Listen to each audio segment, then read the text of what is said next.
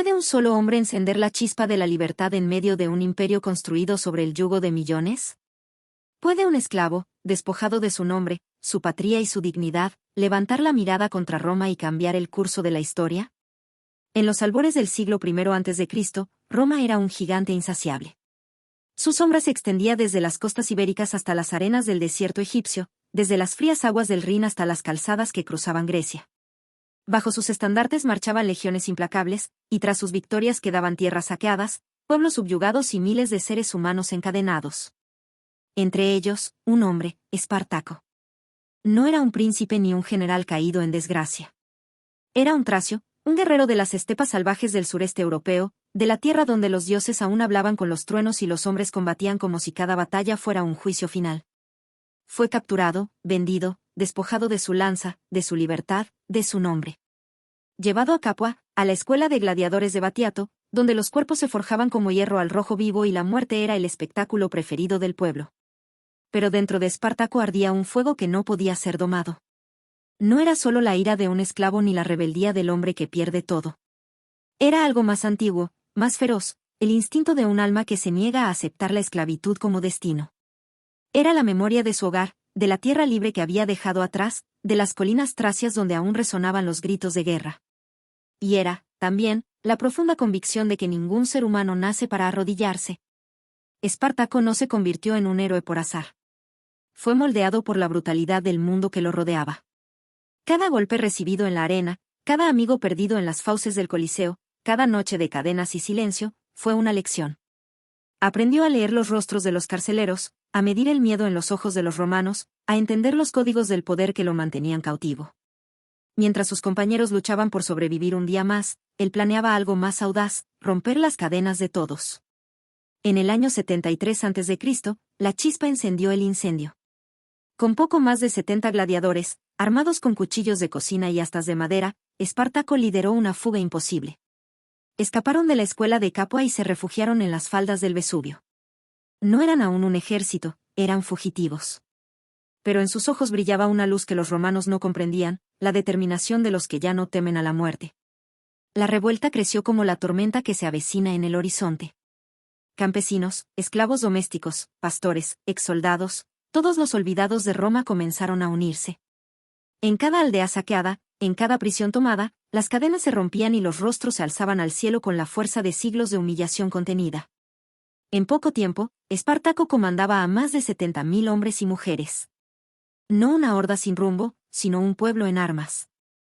El Senado romano, al principio, se burló. ¿Una insurrección de esclavos? Era impensable. Pero pronto la risa se convirtió en preocupación, y la preocupación en pánico. Legiones enteras fueron enviadas a sofocar la revuelta, y una tras otra cayeron derrotadas. Porque Espartaco no era solo un gladiador, era un estratega nato. Conocía el arte de la emboscada, del terreno, del engaño. Sabía cuándo atacar y cuándo desaparecer en la bruma de las montañas. Y lo más importante, no luchaba por oro, ni por gloria, ni por poder. Luchaba por un ideal. Pero incluso los sueños más nobles deben enfrentar la realidad. El conflicto se tornó sangriento. La guerra no perdona ni al justo ni al cruel. Espartaco vio cómo la lucha que había comenzado con esperanza se teñía de sangre y desesperación. Internamente, surgieron divisiones. Algunos querían marchar hacia Roma, tomar la ciudad y destruir el corazón del imperio. Otros, como Espartaco, buscaban escapar hacia los Alpes, cruzar la frontera y regresar a sus tierras. Pero la maquinaria romana, despiadada y constante, se ajustaba como una serpiente alrededor de ellos. Y entonces, apareció Marco Licinio Craso. Rico, ambicioso, implacable. El Senado le otorgó poderes especiales para acabar con la rebelión. Craso no era un político temeroso ni un general improvisado. Sabía que enfrentaba no solo a un enemigo militar, sino a un símbolo viviente de rebeldía. Reorganizó sus tropas, impuso disciplina férrea y utilizó la estrategia más cruel de todas, la crucifixión de sus propios soldados desertores, 1 de cada 10, para sembrar el terror en sus filas y evitar el fracaso. Espartaco, acorralado pero no vencido, lanzó su última ofensiva. En la llanura de Lucania, con el viento soplando ceniza y presagio, enfrentó a las fuerzas de Craso. Sabía que era la batalla final. Sabía que Roma no le permitiría seguir vivo. Pero no huyó. No se escondió. Luchó como siempre lo había hecho, de frente, con la espada en alto y el corazón ardiendo como antorcha. Murió como vivió, libre. Su cuerpo nunca fue hallado. Quizá fue tragado por la tierra que tanto amó.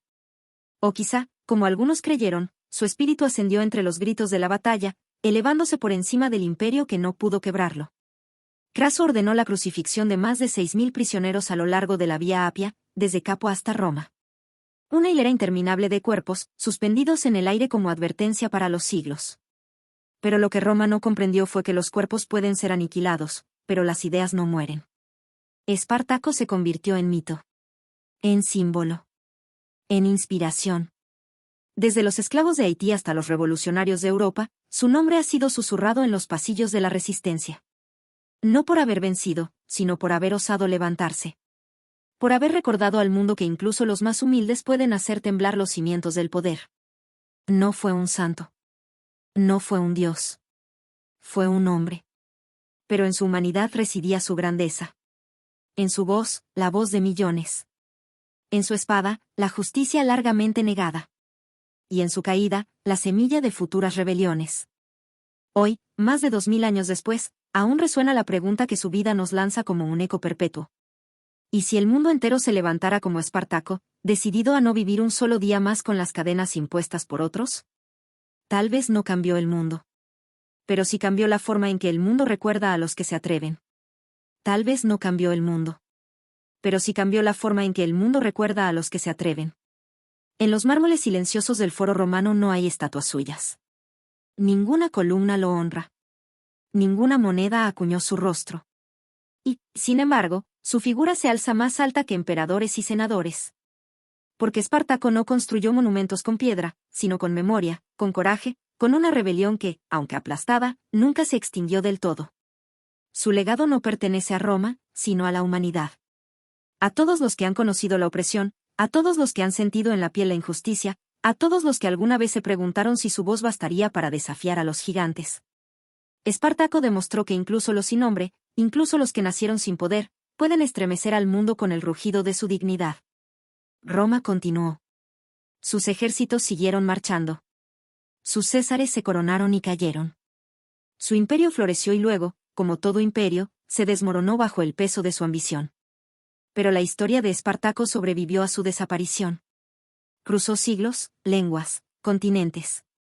Vivió en los cantos de trovadores, en los libros prohibidos, en los sueños de revolucionarios que veían en él no una derrota, sino una promesa pendiente.